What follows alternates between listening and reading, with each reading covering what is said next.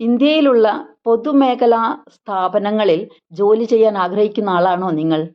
എങ്കിൽ നിങ്ങൾക്കിതാ നല്ലൊരു അവസരം.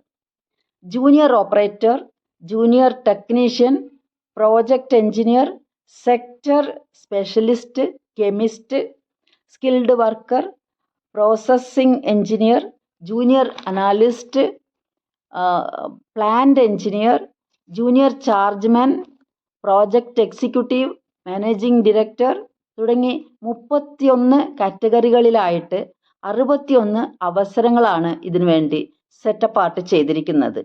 പൊതുമേഖലാ റിക്രൂട്ട്മെന്റ് ബോർഡ് ഇതിനു വേണ്ടി വിജ്ഞാപനം പുറപ്പെടുവിച്ചിരിക്കുന്നു. റിക്രൂട്ട്മെന്റ് ബോർഡ് വെബ്സൈറ്റ് വഴിയാണ് ഇതിനുള്ള ആപ്ലിക്കേഷൻ സബ്മിറ്റ് ചെയ്യേണ്ടത്.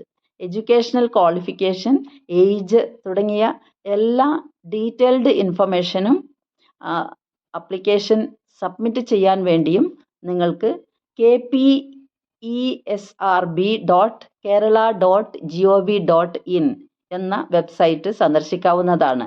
അപേക്ഷ സബ്മിറ്റ് ചെയ്യുവാനുള്ള ലാസ്റ്റ് ഡേറ്റ് October 31 ആണ്. Thank you all for listening.